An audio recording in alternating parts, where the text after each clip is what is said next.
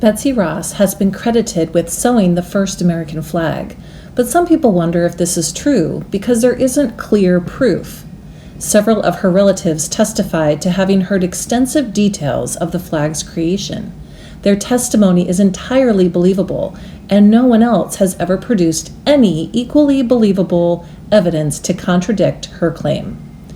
But no preserved documents from the Continental Congress or the personal correspondence of George Washington or any related figures has emerged to either confirm or contradict the claims made by Betsy's descendants.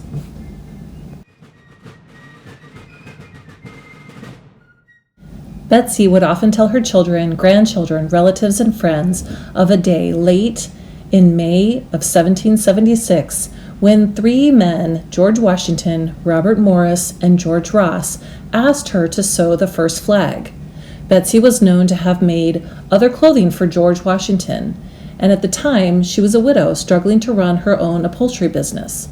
Upholsterers in colonial America not only worked on furniture, but did all types of sewing, which for some included making flags.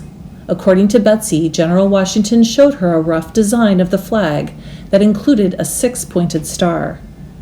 Betsy, an expert with scissors, demonstrated how to cut a 5-pointed star in one single snip. Look closely at the stars in our flag, and you will see 5 points. Keep watching to see how she did it.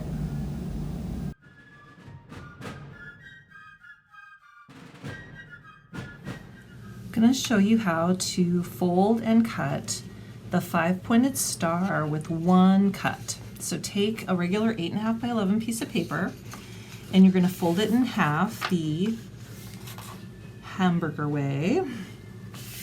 Make a crease.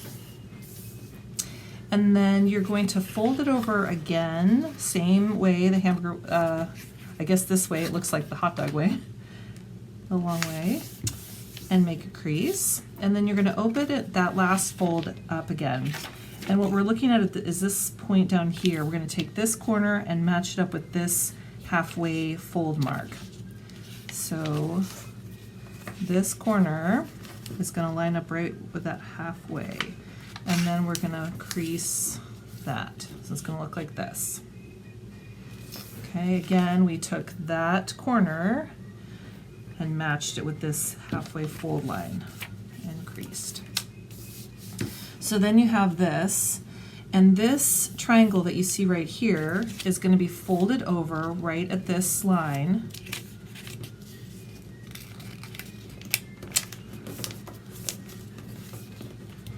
Okay, and then this edge we're going to fold up to this line right here where this fold is. So we're going to fold this over, and this edge is going to match this edge.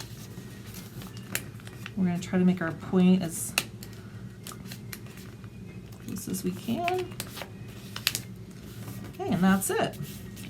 So then you're going to hold with your folds open, you're going to cut at a diagonal. So I could cut at a diagonal here and make a really small star.